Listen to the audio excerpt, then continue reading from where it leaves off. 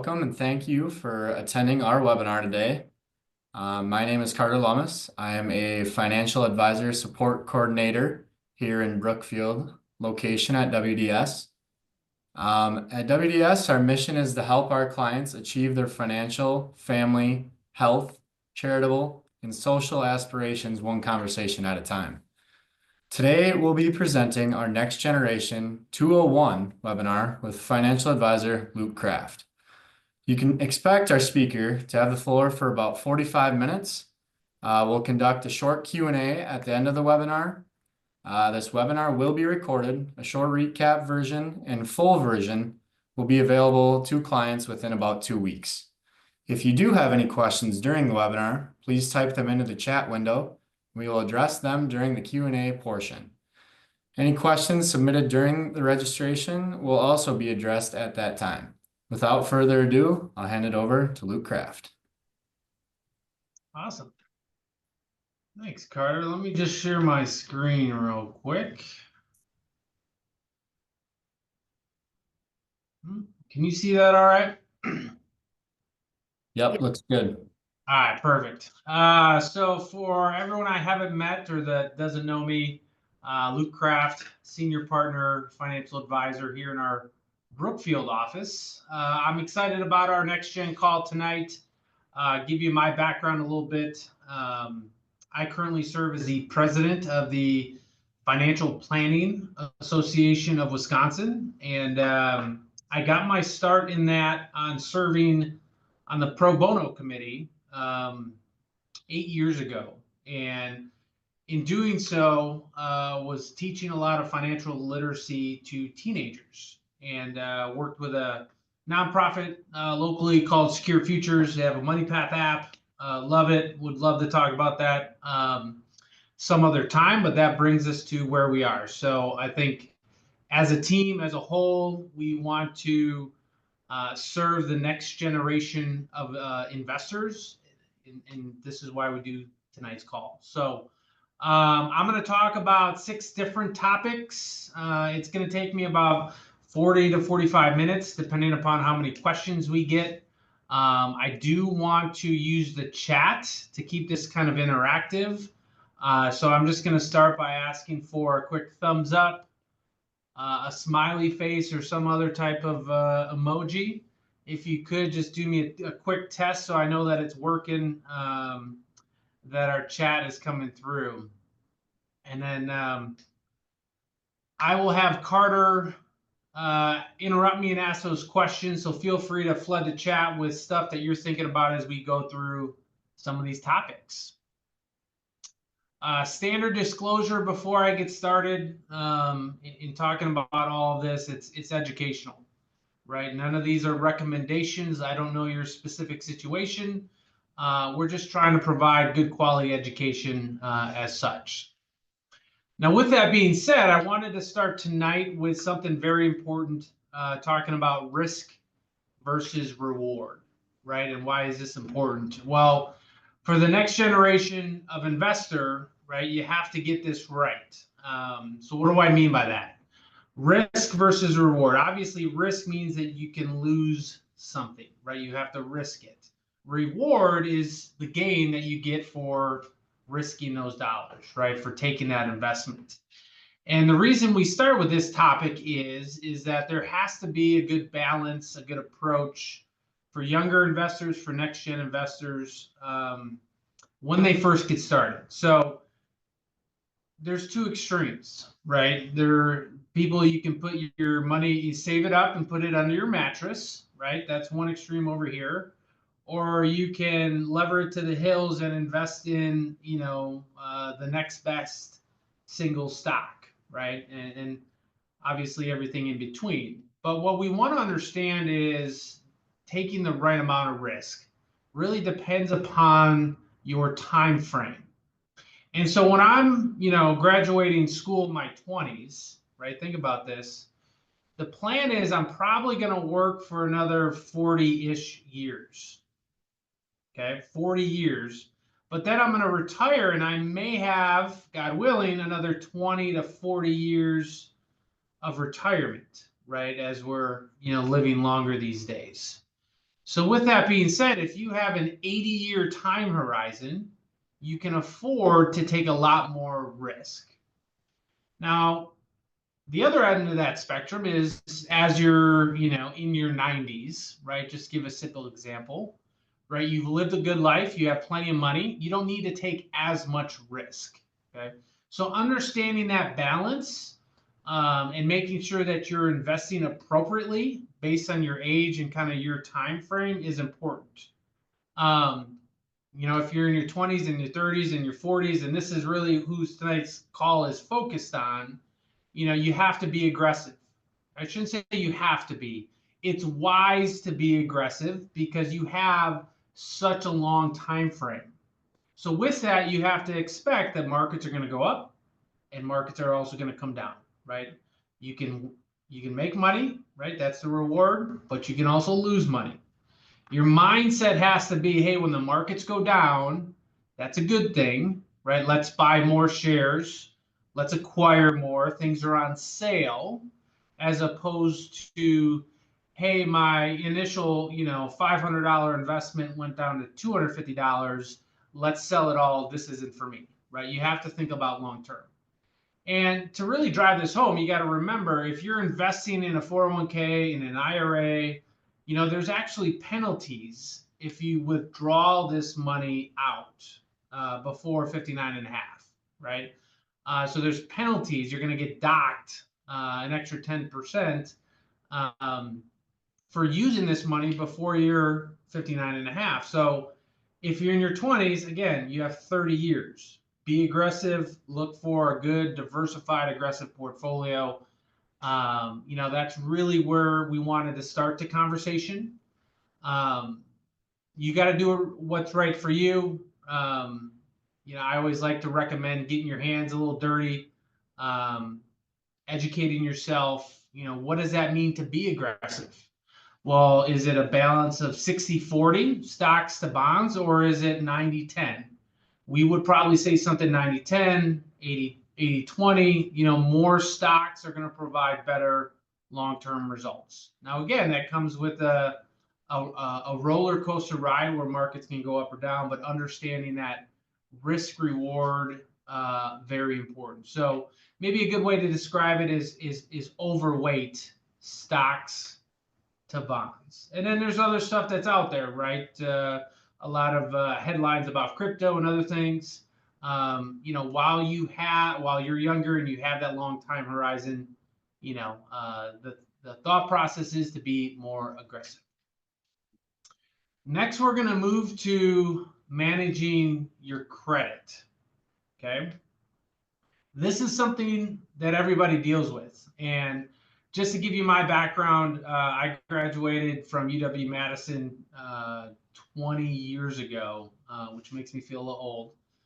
But I went to work for a bank, and in doing so, was reviewing credit reports on a daily basis. I spoke fluent Spanish at the time, so then I spent a couple years in the mortgage business and did that even more often. And so what I'm going to talk about is not just in theory, this is from practice of my time in doing so. In getting into that, does anybody know what the 3 different credit bureaus are?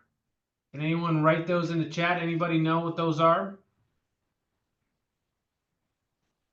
I got to pop up the chat, see what we got here. 3 credit bureaus. Anybody want to take a guess? All right, we got Equifax. That's one. Thank you for that. There's 2 others, Experian, and then there's a third one that starts with a T, TransUnion. Yes, thank you, Mr. Callaway. So 3 different credit bureaus, Experian, Equifax, and TransUnion. They each come up with their own score, but they pretty much use the same kind of criteria to come up with that score. Now, but before I get into some best practices about that, why are we talking about this? Credit, believe it or not, affects you in more ways than just trying to borrow money, which obviously if you're going to go buy a house or go do something, or you want a bank to lend you money, they're going to look at your credit report. But also affects you if you apply for auto insurance or just a variety of things. I mean, there's pretty much renting an apartment. There's not many things that you can do where your credit may not affect you either positively or negatively. So what are some best practices? Okay. Obviously, if I'm a bank, what do I want to see? I want to see that people are paying their bills on time. Okay. Even early is always a good practice, right? Because you never know, if a payment doesn't go through or whatnot, and you need some extra time. But they're going to look at your history and the debts that you have you paid it on time? And sometimes you may have a payment that's 30 days late, 60 days late, 90 days late. That will all show up on your credit report. And the more late payments that you have, obviously, the lower your score will be. So scores range from 350 up to 800. It's not about having the perfect score, right? It's about putting a financial plan together and then hitting your goals. But in order to get those better scores, it's also another factor is not having too many inquiries. So if I apply for 10 to 15 different credit cards in a course of a period of time, that can actually bring down my credit score, right? So anytime you inquire about something now, there are some situations where they don't knock your credit and they'll actually tell you that. What was I just doing? Oh, it was a cable bill. I just switched my cable. We were with AT&T. We went over to Spectrum in order to make sure that I could, not make a deposit and I was credit worthy. They had to pull my credit, but that pull wouldn't actually bring down my score, right? If I apply for a loan, right, I go to the furniture store, I go to the car dealer, those types of things can bring down your score. So you want to be thinking about that and kind of do your homework before.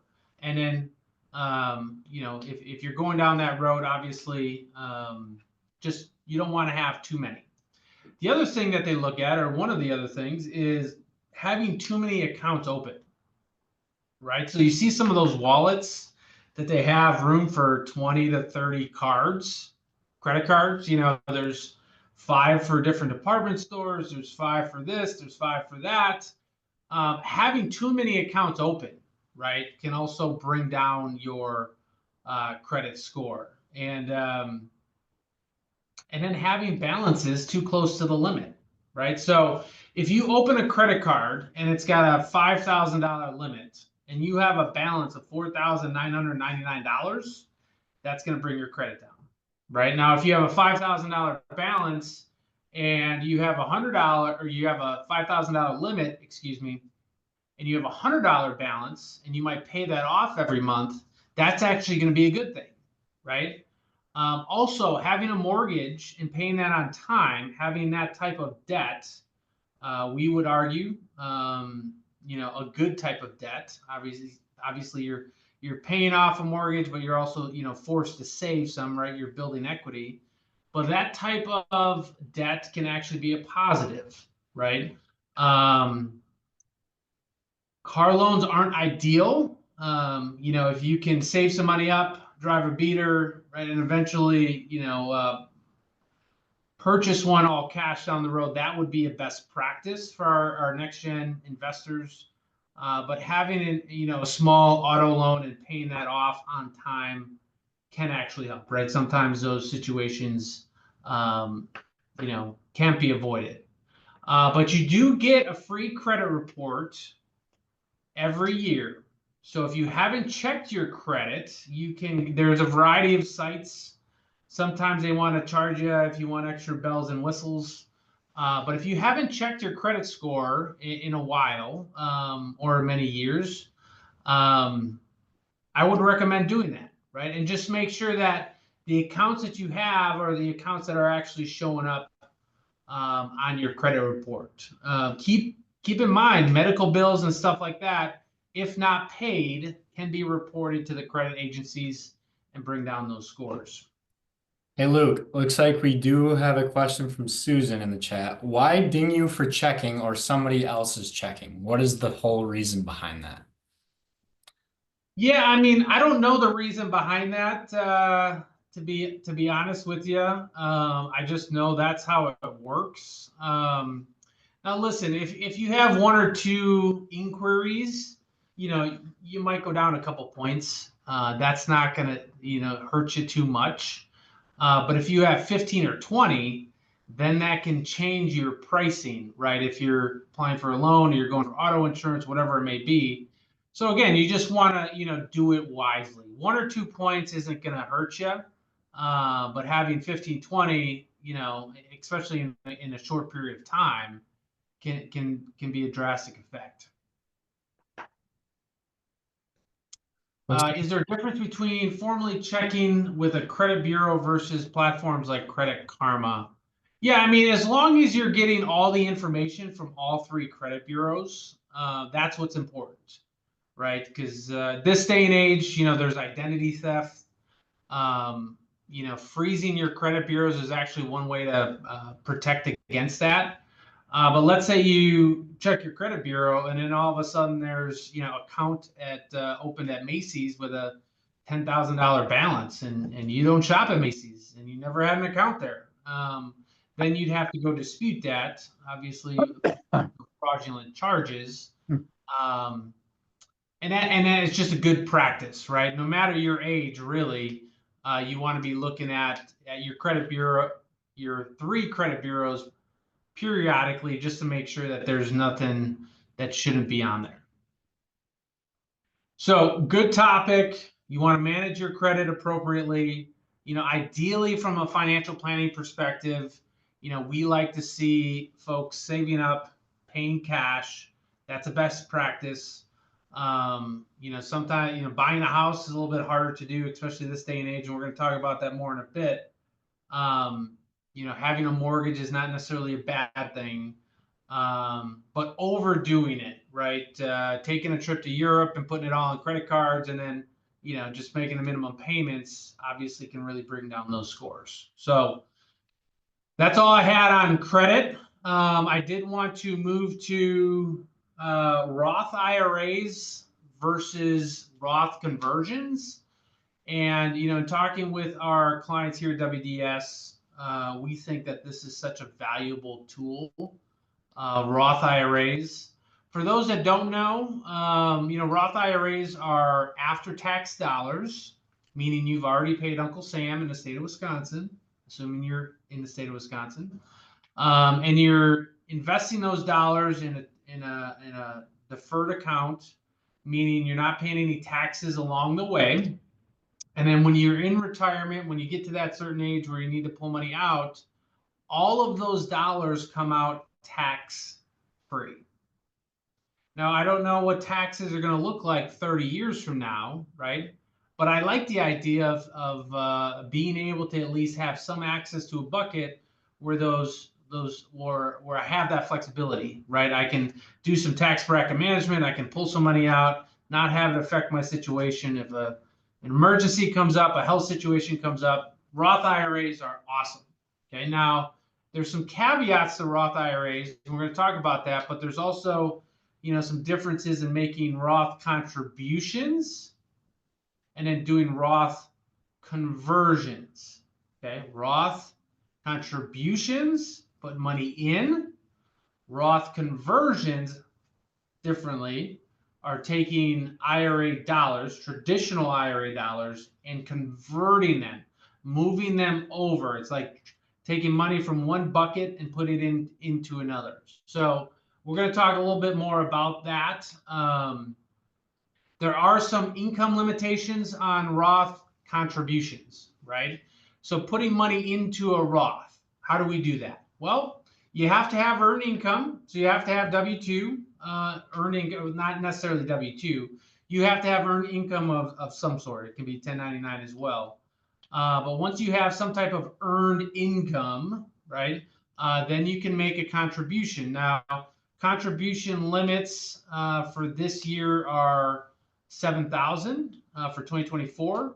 If you're over 50, you can contribute an additional $1,000. But obviously, you have to have that much in earned income, right? So for our teenagers or someone that might be working part-time in college, you have to kind of look at your pay stub and say, okay, if I want to make a Roth contribution, right? What was my gross number? If you only made $5,000 for 2024, you can only contribute $5,000 to a Roth IRA. Okay. We love doing that as soon as possible, right? The younger, the better, right? Because you're going to get that compounding interest. And that's something we really talked about last year, this time on our 101 Next Gen call. But there are some income limits, right? If you are, let's say, in your 30s or just doing very well, no matter what your age, Roth contribution limits for 2024 for a joint household. So if you're married, filing jointly, the income limit for a Roth contribution starts at about 230,000. Now there's a slight phase out. So even at 230, you could get some, but then they start to phase you out after that. As an individual, it's 146,000. So if you're making above those numbers, again, it depends on how you file, right? If you're married filing jointly, 230. If you're individual filer, it's 146. If you're making less than that, right, which a lot of people are, a lot of next gen investors are, then you can do these contributions, right? And we love that, right? Because those dollars are going to grow tax deferred, really tax free for the rest of your life. And even if it's $50 a month, even if it's a small amount, we're not expecting folks to max out their Roth IRA contributions at a young age, but huge, huge advantage. Now, the other thing that we're seeing in today's workplace, when I got started 20 years ago, there wasn't a Roth 401k. There was not a Roth 403b. There wasn't a Roth option at work. Well, depending upon where you go to work, they may have those options today. And that's the cool thing about those options is there's no income limits. So it doesn't matter how much you make. If you have access to a Roth 401k, you can make contributions to that Roth 401k, right? And that's just awesome. Highly recommend doing that. Now, some employers do a match, like they may match up to 3%, 4%, whatever the number may be. Up until recently, most of those matches were just in traditional dollars. Employers now have an option to match in Roth dollars, although we're still seeing a lot of matches coming in traditional. So if you contribute to a Roth 401k, right, you may put in 10% of your income. Your employer might match 4% of that. Your 10% would go into the Roth bucket, and then their 4% would go into that traditional 401k bucket, right? So that's going to be, pre-tax dollars. When you take that money out, right, obviously you'll be taxed on all of it coming out. So great options there. Roth 401ks, 403bs, no income limits. There are also some options for backdoor Roth, some ways to get, even if your income is higher, doing a traditional IRA contribution and then immediately converting it.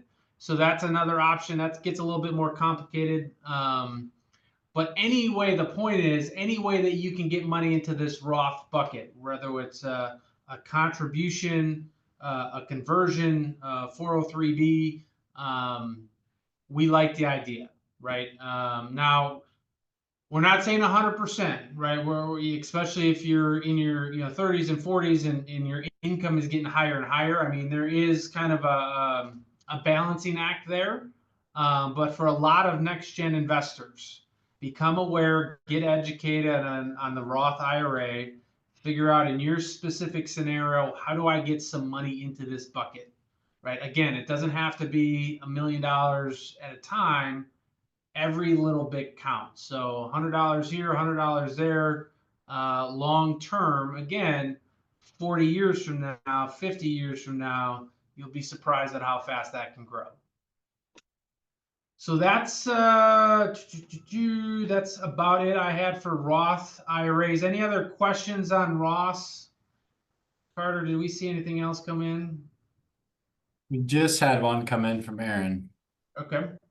I have Uh, heard that you yeah. can't do, I've heard you can't do a Roth IRA conversion if you already have conventional IRA account. Is that true? No, that is not true, right? If you have a traditional IRA and a Roth IRA, um, there's no rules we're saying you can't do a Roth conversion. Okay. Now again, there's rules and there's nuance to this. You have to have earned income, or actually, I shouldn't say that. To do a Roth conversion, you don't have to have earned income. To do a Roth contribution, you do. But there is a 5-year rule. And this really wouldn't affect a next gen investor. But if you converted $1,000, right? If you had a traditional IRA and you converted it to a Roth, let's say $1,000, you really can't touch that for 5 years. So something you want to make sure, obviously, if you're not retiring until 65, want to make sure it's something that you consider. But there's nuance there, but there's nothing, Aaron, to answer your question, there's nothing there that says if you already have a Roth that you can't do a Roth conversion. All right, got another question. Do you have to be careful how much you put into a Roth now that when you die, heirs need to pull it out in 10 years? Oh, love this question. Who is that? I need to send them a thank you card. Susan O. Great question. So I was just on a call with FPA yesterday, and it was an hour and a half talking about the changes with inherited IRAs and inherited Roth IRAs. I'm not going to get too much into the weeds tonight because it's confusing, and we probably could have talked about it for 3 hours. The short story is Roth IRAs are great for next generation investors, right? So if my mom dies, she has an IRA. You are correct, Susan. There's now a 10-year window. I, as the sole beneficiary, would have to take that money from her IRA out within 10 years. Okay. If it's a traditional IRA, it's all taxable to me.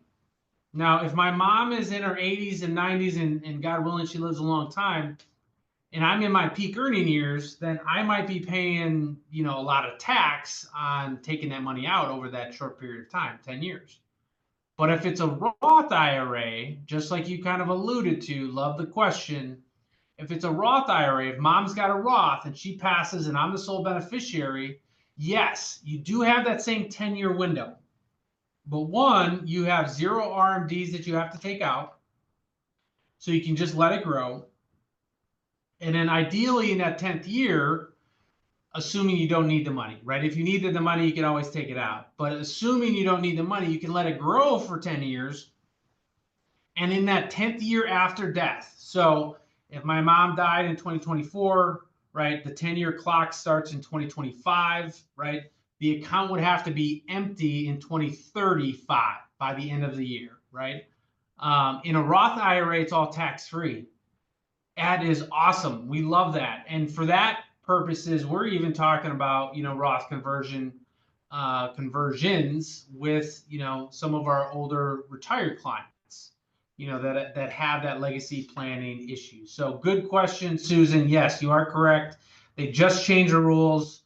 Well, they changed the rules several years ago, but finalized the rules on that here recently. Next question, can I touch the direct contributions to a Roth IRA example if I wanted to use those funds for a down payment on a house? Yes. Would I recommend that you do that? I can't make a recommendation. I don't know your specific situation. But yes, you can touch the contributions from your Roth, but then you lose the compounding effect of those dollars, right? So if you are going to be purchasing a house, right, I would actually prefer, make your contributions, right? You're going to have to do a multi approach, make your contributions up to what you're comfortable with, but then at least in my opinion, I'd rather see those dollars for a house go into a taxable account and let those Roth dollars compound, right? Because it's all tax-free money and you're going to have limits on getting that money back in there. And, for a whole bunch of reasons I won't go into tonight because we'll be here all evening. I like the idea of just letting that ride. So great question. Thanks, Aaron. Um, Point is, we love Roth IRAs, Roth 403Bs. Get money into those buckets, whenever you can, however you can. All right, so what do we have next? This is a big question, right? Especially for next gen investors. How do we balance paying off student loans versus investing for retirement? And some clients of mine that are doctors that have 6 figures of debt, right? Because they went to med school. Attorneys, some professions, it's hard to avoid. Obviously, if you can avoid the student loans, right, that would be a best practice. I talk to high schoolers a lot about that. Student loan debt is a real issue for a lot of folks. They're forced to put off for buying a house, starting a family, and it's just kind of snowballed. You got to bite that. You got to really attack that before it gets started. So that would be kind of my first piece of advice, right? Try to minimize the amount of student loans, but in some cases it's going to happen, right? I was in that scenario. I had a chunk of change I had to pay off when I got out of school. And really, different people have different opinions on this subject matter, right? Once you start working, once you get a job, right, you might be in your, late 20s, early 30s. How do you balance paying off your student loans versus investing, right? And investing for retirement. Well, it kind of depends on your situation, and there's a couple things to kind of think about. One is, does your new employer provide a match, right? So I talked about this before. If there's a 4 or 5% match, right? We don't necessarily want to give up free money, right? So can we invest or contribute up to the match, right?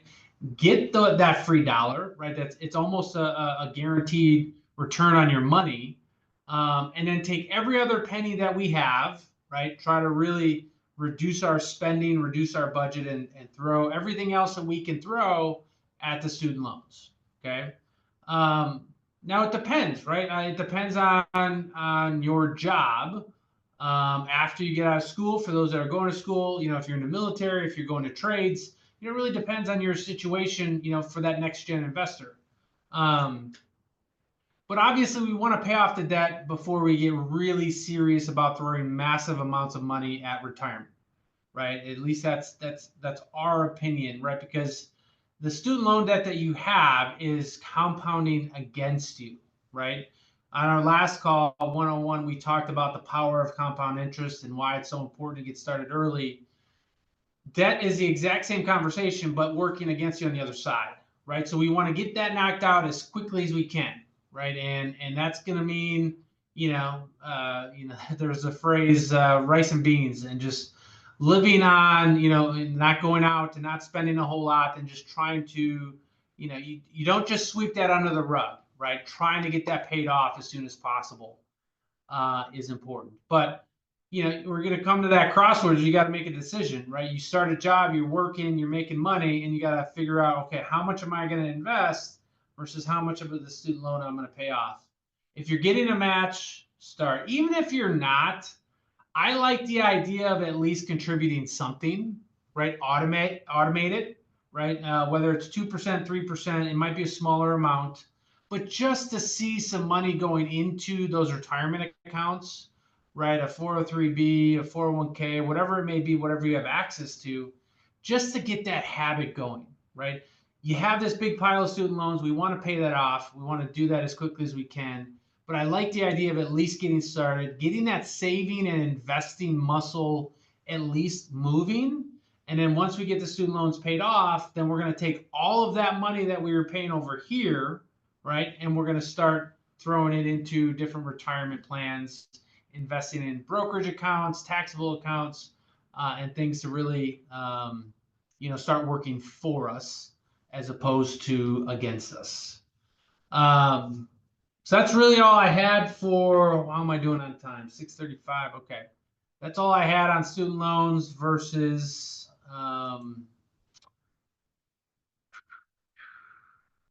401ks. Next up, we got renting versus buying. Now, this has come up a lot. And again, I had a stint as working in the mortgage industry, so I understand what it takes and some of the numbers and the ratios that they look at. So, fundamental question here is, should I rent or should I buy?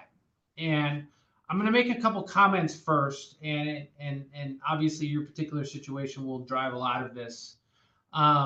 What we've seen in with this generation, this next generation of investors, again, it doesn't really matter your age, whether you're 20s, 30s, or 40s. If you're not in a place where you're going to be for a while, right? If you're not sure about your job, or you're thinking, hey, I might want to move to Florida or Arizona or somewhere that doesn't have single digit weather and snow, buying a house is probably not a good idea, right? So if you're not sure about, moving, then let's not even go in. Let's not even have that conversation. I think renting makes a whole lot of sense.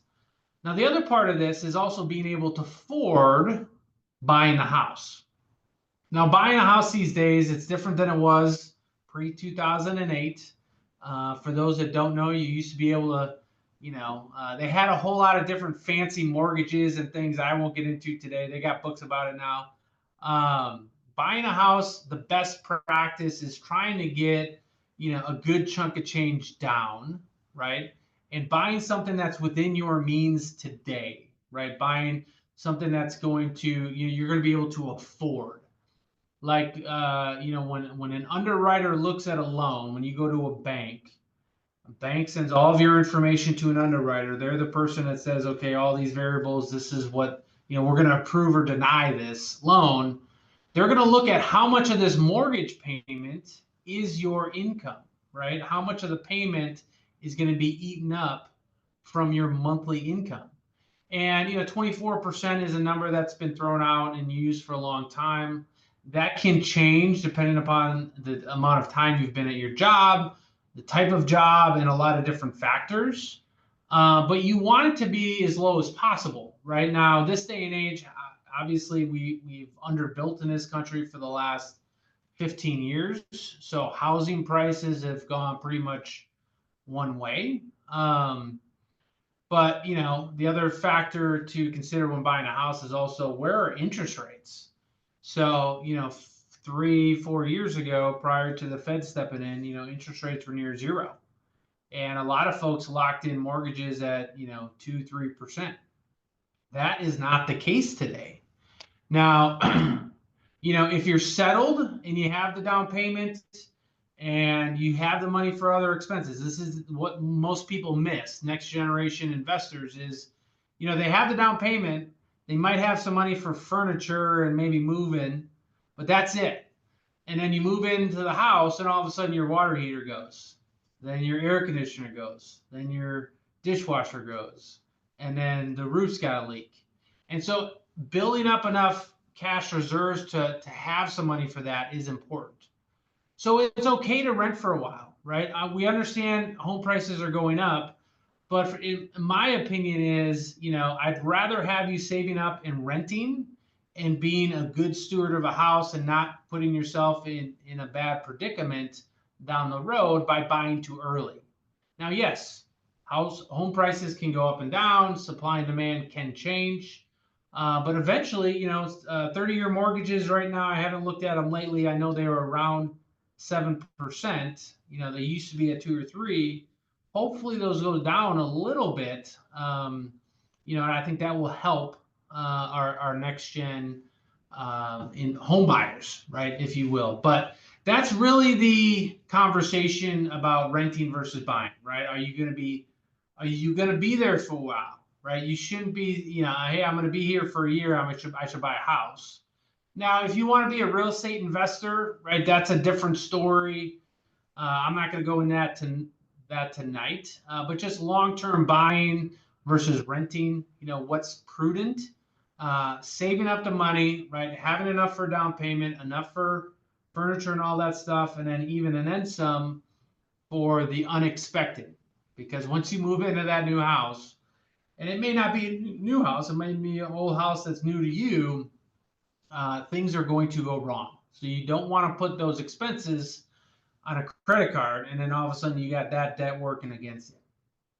So that's all I had on renting versus buying. Did I see a question come across? Yep, from Aaron. 24%. Yeah, so let me explain what I meant by the 24%. So let's say your income is 1,000. I'm just going to use simple numbers. Otherwise, I'm going to go over $1,000 a month. Okay, no, let's use a little bit more. $1,000 a month, simple math. 24% would be your principal and interest payment. So P&I is $240. Right now, that's not a very big mortgage. So you're going to have to do the multiple. But then, yes, you're going to have to add property taxes and insurance on top of that. The 24%, which is what the mortgage lenders, and again, this has been, 15, 20 years since I was in that business. It may have changed, right? The lower you can get that number, the better. But you essentially should do a budget, know what all of your expenses are, and then kind of calculate, okay, if you're married, right, and you're bringing in 5,000 a month as a couple, okay, how much of that can we afford, as far as, making a payment to, PITI is what it's called. So principal and interest, and then taxes and insurance. What are you comfortable with? But to get approved at a bank, that's where the 24% number came from. That is just principal and interest. Yes, you are right. You have to look at the property taxes. You have to look at the insurance. Both of those have gone up recently. So inflation, obviously something we got to, a lot of people have been talking about. That does affect, home buying as well. So getting a quote from an insurance agent about, what the homeowner's insurance will be. Get that annual number divided by 12, right? That's going to then be your monthly. Looking at the MLS, figuring out what the annual taxes are, divide that by 12. And then you can do, I have a calculator that does it. You can go online and do the mortgage calculator, figure out what payment, how big a balance you can have at these rates. But yes, Aaron, that's a good question. That was 24% on the principal and interest. Obviously, if it can go down less than that, that would be even better. We're getting close to the end of time. I got one last subject before we queue it up for any last questions. Anybody know where this is from? Carter, have you seen this before, this cartoon? I don't think I have. It looks like an airline photo a little bit. Yes. Yes. So this is from my mom worked for Midwest Express Airlines. For those in the, from Wisconsin may remember them. They had the two-seaters and they served the cookies. It was great. Obviously went out of business. But this is what you'd see on the airplane, right? And so for addressing our last topic, I think it's a great visual, right?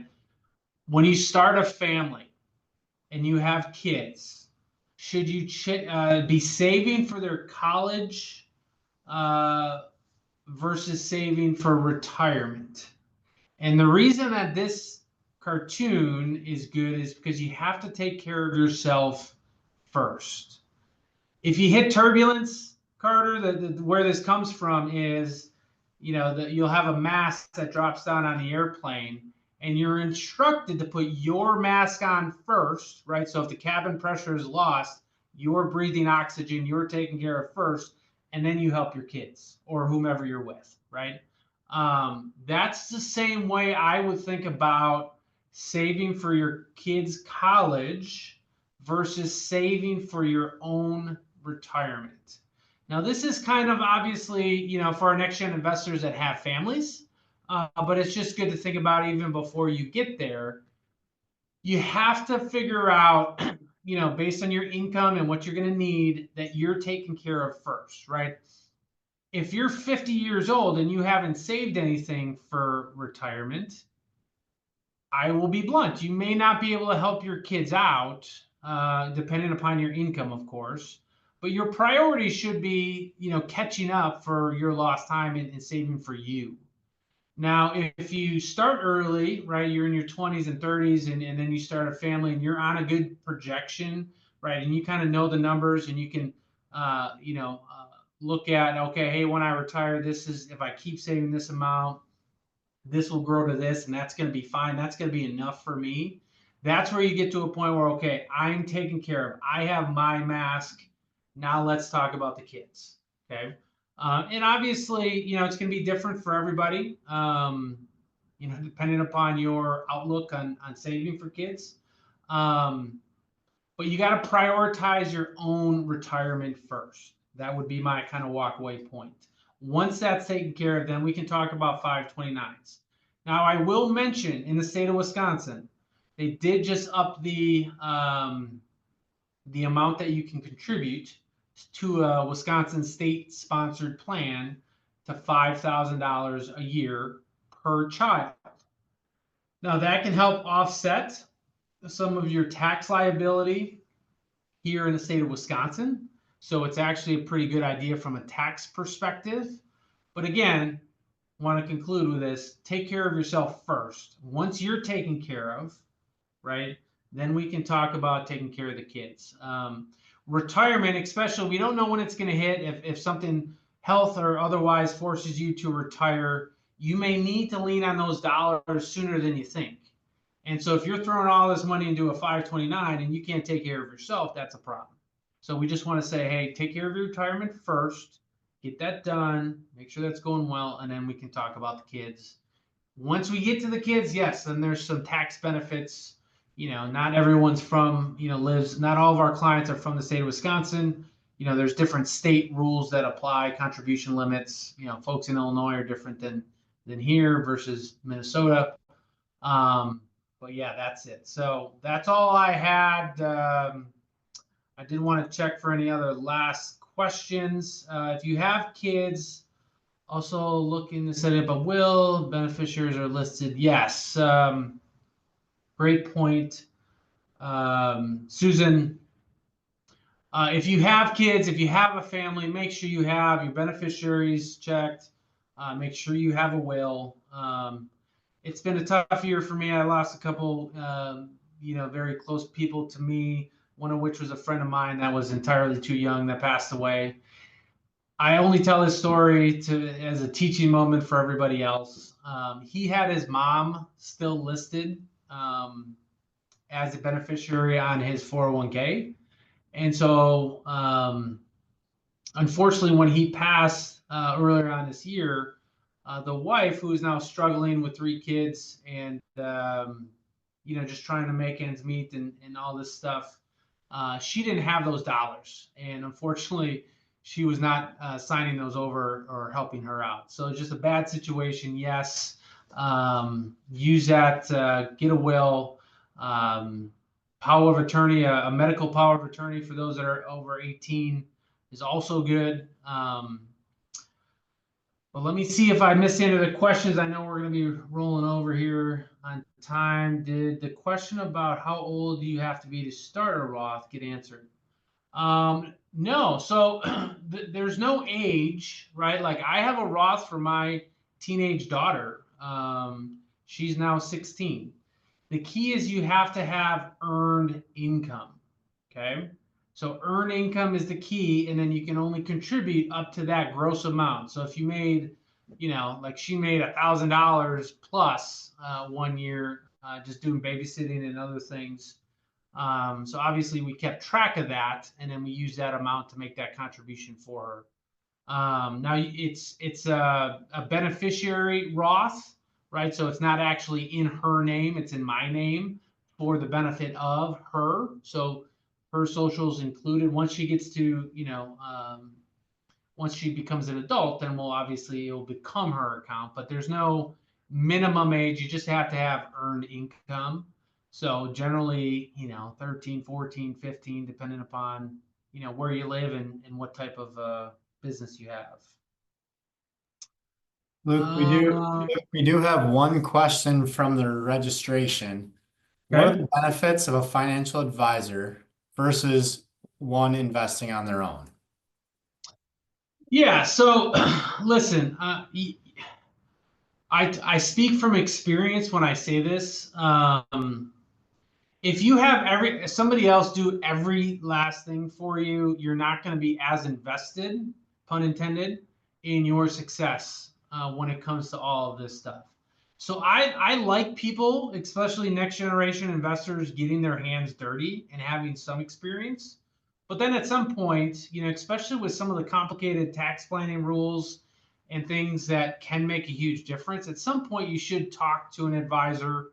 The Roth conversion stuff, the inherited IRA stuff, all of that stuff. If that's something you come across, I mean, again, I spent an hour and a half on a call. It could have been 3 hours. I think at that point you need some professional help. Seek someone that has experience in that and that can provide it. But I want people to get their hands dirty, right? I want people to be, invested in what we're doing, and you can't have somebody do everything else for you. So I think having, some experience, some knowledge, get educated, do some of the research on your own, do some of the calculations on what this can become on your own, and I think that will help. And then at some point, yeah, you got to get a professional involved. Some of this stuff can get complicated, and you're going to make mistakes, right? I mean, that's how you learn. Everyone has, and myself included, right? We can talk about the single stock idiot moves that I've made in the past, and now I've learned from that, right? And now we're moving away from that. But yeah, I think you have to do a mixture of both. You have to get your hands dirty, but then eventually you got to talk to someone who knows what they're doing to make sure that you're seeing all the different angles, and especially with the complexity of some of the tax planning and the legacy planning these days, get a professional involved. Did we get all right, one last question I got, and then we'll cut it just because I know we're a little over on time. How should I think about saving for retirement with saving for a house? Is there a good rule of thumb? Okay. There's not, a set number, right? There's not a perfect number when it comes to saving for a house versus saving for retirement. Like I said about paying off the student loan debt, I like the idea of saving for retirement and getting that muscle working, right? If you have a match, obviously contributing up to that match. But even if you don't, saving something. You want to see money and you get used to money before you can touch it going into that retirement account. Part of that, to answer your question, is, how fast do I want to buy a house, right? And Aaron, if you want to buy a house, in 6 months and you need, a big chunk of change, then obviously you may have to pause saving for retirement and throw everything you have at saving for the house. But obviously we like planning for the long term. And if this is something you can do over a couple of years, then yeah, you do a little of both, right? I like the idea of getting something going, even if you don't have a match, something, 2%, 3%, 4%. And then once you got the house saved up for, then you ratchet it up and max out those retirement contributions as much as you can. So before I turn it back over to Carter, I'm just going to say thank you for everyone for the participation. Thank you for attending tonight. I think this was great. We're all about educating the next generation of investors, and that's why we do these calls. I hope it was educational. We tried to pick some topics that were really top of mind for those next gen investors. And then Carter, I'll turn it over to you to kind of close it out. Yeah, awesome. That was great. Thank you, Luke. Um, I'm going to share my screen. All you. There we are. Yes, so our next event will be on January 21st, covering the market outlook for 2025. If you'd like to attend this event, please sign up on our website when the link becomes available. If you have any friends or family that you think might be interested in this topic, you're more than welcome to invite them to attend. We organize these events to bring value to our clients, community, and referrals only help us grow more. So again, thank you to Luke Kraft and everyone for joining. We hope to see you at our next event. Enjoy the rest of your guys' night.